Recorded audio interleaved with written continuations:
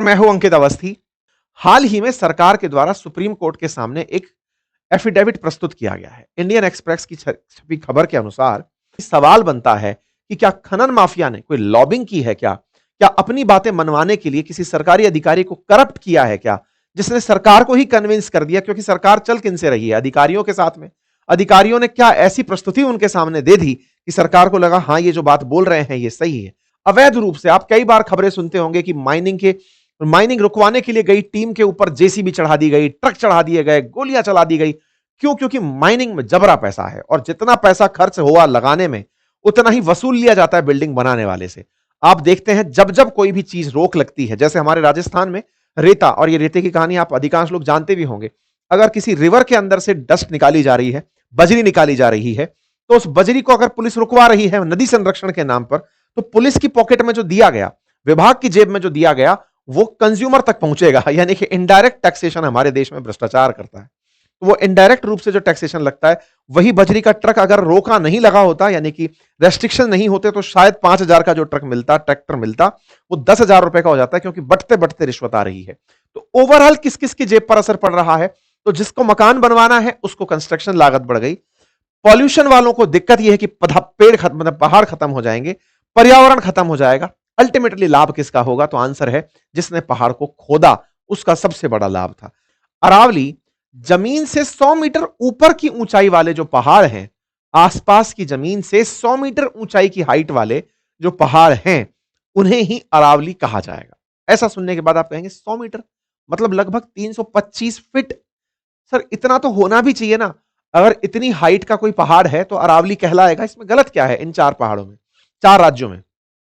बिल्कुल सही सोच रहे हैं आप। अगर ऐसा है तो सर इसका मतलब तो अरावली की परिभाषा बहुत व्यापक हो गई। नहीं, व्यापक नहीं हुई। इसका अंदाजा आप इससे लगाइए कि अरावली की अगर पूरे चारों राज्य में 10,000 अगर चोटियां हैं, तो उन 10,000 चोटियों में से केवल 1,000 चोटियां ऐसी हैं जो ये 10 मीटर का, ये 100 मीटर का क्लॉज पार कर पाती हैं।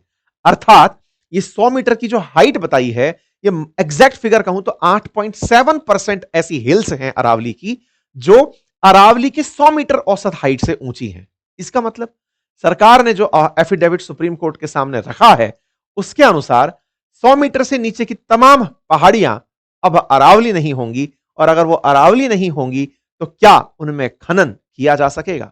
यह सारा सवाल क्यों आया था? क्योंकि पिछले साल 2024 में सुप्रीम कोर्ट ने चारों राज्यों में माइंस बंद करवा दी थी और कहा था कि पहले यह बताओ कि खुदाई हो कहां सकती है, कहां पर माइनिंग की जा सकती है, कहां से पत्थर और रोड़ी निकाली जा सकती है। सरकार ने बकायदा इसके लिए कमेटी बनाई थी। उस कमेटी ने सुप्रीम कोर्ट को कहा कि 100 मीटर से ऊपर ऊंची पहाड़ियों को हम पहाड़ी अरावली मानेंगे, उसके अलावा कोई लॉजिक नहीं है। अर्थात अब अरावली की जो छोटी मोटी पहाड़ियां, यानी कि अगर 10,000 कुल पहाड़ियां हैं तो 9,000 पहाड़ियों को खत्म किया जा सकता है। और अगर उन्हें खत्म कर दिया गया तो विचार करिए कि मुनाफा किसकी जेब में गया और जान किसकी गई। यही कारण है कि सवाल बनता है कि क्या खनन माफिया ने कोई लॉबिंग की है क्या? क्या अपनी बातें मनवाने के लिए किसी सरकारी अधिकारी को करप्ट किया है क्या, जिसने सरकार को ही कन्विंस कर दिया? क्योंकि सरकार चल किनसे रही है? अधिकारियों के साथ में। अधिकारियों ने क्या ऐसी प्रस्तुति उनके सामने दे दी कि सरकार को लगा हां ये जो बात बोल रहे हैं ये सही है। 100 मीटर हाइट तो यार बहुत नॉर्मल होती होगी, यानी 350 फीट। अगर आप एक घर की औसत हाइट लेते हैं तो 12-13 फीट की हाइट छत की बनती है। तो ऐसे में अगर मानकर चलें तो मान लीजिए कि 20 मंजिला एक घर की बराबर हाइट तो होनी ही चाहिए बाहर की, तो उससे कम तो क्या ही मानेंगे। ये जो कन्विंसिंग वाली बात है, इसमें खेला कहां खेल दिया गया कि पहाड़ी की हाइट अपने आसपास के क्षेत्र से 100 मीटर ऊपर होनी चाहिए। ये आसपास की जगह कहां से नापोगे? मैं इसको क्यों बोल रहा हूं? क्योंकि रेलवे जब हाइट नापता है तो वो समुद्र तल से नापता है, क्योंकि पूरी दुनिया का जो समुद्र तल है वो एक समान होता है। आपको पता होना चाहिए, समुद्रों की सबसे बड़ी खासियत ये होती है कि उनका वाटर लेवल एक जैसा होता है।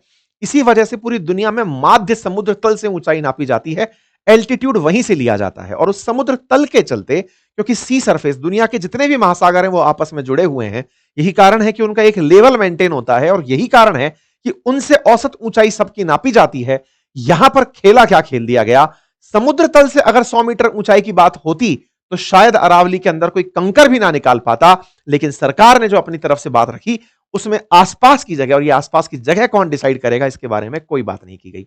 अब मैं थोड़ा सा आपको और विस्तार में अंदर गहराई तक ले चलूं तो ये अब जो पिछले साल 2024 की न्यूज कटिंग है, जिस न्यूज कटिंग में सरकार ने पूछा था कि अरावली किसे कहोगे, क्योंकि हरियाणा और राजस्थान में बड़ा डिस्प्यूट चल रहा था। हरियाणा वाले कह रहे थे कि हम पिलर लगाकर बताएंगे कि ये हरियाणा है, ये राजस्थान है, क्योंकि हरियाणा में माइनिंग का यूज हो रहा है, राजस्थान से खोद खोद कर हरियाणा में लोग बेचने पत्थर पहुंच जा रहे हैं।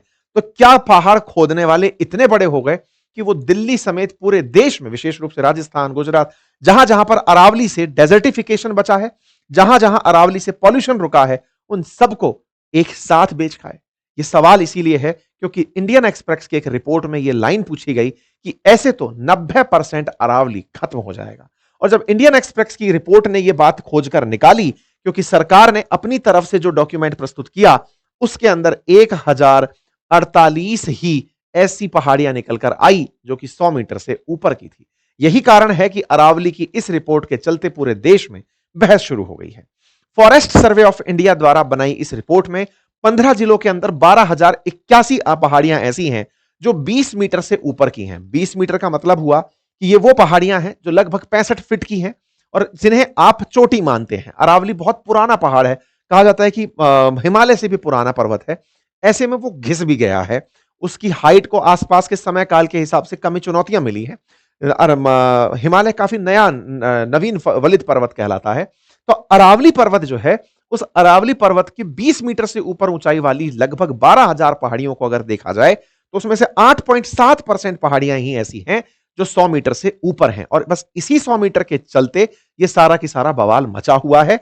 विशेषज्ञों का कहना है कि अगर 100 मीटर से ऊपर मानते हो तो लगभग 90% अरावली खत्म हो जाएगी, और ऐसा हुआ तो एनसीआर की हवा खत्म हो जाएगी। मेरे प्यारे साथियों, आप इस तस्वीर के माध्यम से, स्लाइड के माध्यम से समझ सकते हैं कि ये जो बना हुआ पूरा पूरा डेजर्ट है, ये किस तरह से ग्रीनरी को खा जाएगा। एक बड़ा ग्रीन पैच जिससे दिल्ली सुरक्षित है, वो मात्र इन 1048 पहाड़ियों के कारण ही अगर रहा तो दिल्ली बर्बाद हो जाएगी। इस पूरी रिपोर्ट में उन पहाड़ियों को जिनके ऊपर चित्तौड़गढ़ फोर्ट है या रणथंभौर या सरिस्का जैसी जगह बनी है, उन्हें हटाकर जिक्र किया गया है। लेकिन यह बड़ा जिक्र है, सरकार को आवश्यकता है कि अपनी इस रिपोर्ट में वो विषयवार इस पर क्लैरिफिकेशन दे। बचने का एक बहुत आसान तरीका है कि वो आसपास से 100 मीटर की जगह समुद्र तल से 100 मीटर ऊपर बोल करके अपनी बात बदल सकती है। लेकिन ये कोई टेक्निकल या वो टाइप करने वाली टाइपो एरर नहीं है, ये इंटेंशनल है। तो इससे कैसे बचा जाए, यही बात विपक्ष के द्वारा उठाई गई है। हमने भी अपने ट्विटर हैंडल अंकित कुमार अवस्थी, जिसको आप के अंकित के माध्यम से सर्च कर सकते हैं, वहां पर इस विषय को काफी विस्तार से आपके सामने रखा है और इस पर अपनी राय रखी है। और आप भी यहां आकर अपनी राय रख सकते हैं सो दैट आप सरकार तक अपनी बातें पहुंचा सकें। कुल मिलाकर के 34 में से, मतलब अब आप इसमें एक इंटरेस्टिंग फैक्ट और है कि अभी अरावली की डेफिनेशन डिसाइड हुई है, तो पहले क्या था? तो पहले सरकारी कुछ नियम थे और वो ये थे जो फॉरेस्ट सर्वे ऑफ इंडिया कहता था कि 3 डिग्री वाला फॉर्मूला जो है उससे हम अरावली डिसाइड करते हैं। 3 डिग्री का मतलब ढलान कितनी है। इस बार उस फॉर्मूले को यूज ही नहीं किया गया, बीच में उसे 4.5 डिग्री तक पहुंचा दिया गया। इस बार सीधा सफा कर दिया कि 100 मीटर हाइट से ऊपर है तो हम अरावली मानेंगे। लेकिन खेल यहां पर एवरेज एलिवेशन समुद्र तल से ना होकर आसपास की जगह से होने के कारण यहां पर बहुत सारे पहाड़ पर्वत खत्म कर दिए जाएंगे।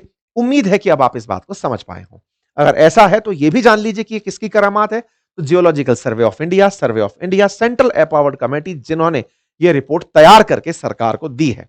सुप्रीम कोर्ट के सामने अब परिभाषा है, क्योंकि सुप्रीम कोर्ट तय करेगी कि अरावली में अगर खनन रुकवाना है, अरावली की वजह से हो रहा पॉल्यूशन में जो कंट्रोल है उसे खत्म करना है, तो सुप्रीम कोर्ट इसे कैसे लेती है, ये देखने का विषय होगा। उम्मीद है आपको पूरा विषय समझ में आया होगा। और अगर ऐसा है तो आपकी क्या राय है, आपकी नजर में कौन जिम्मेदार है, जरूर हमें कमेंट बॉक्स में बताइए। और अगर डिटेल में आप ज्योग्राफी पढ़ना चाहते हैं तो हमारे कोर्सेज उपलब्ध हैं अपनी पाठशाला एप्लीकेशन पर, आप जाकर उन्हें अवश्य चेक करिए। आपका समय शुभ हो। बहुत बहुत धन्यवाद।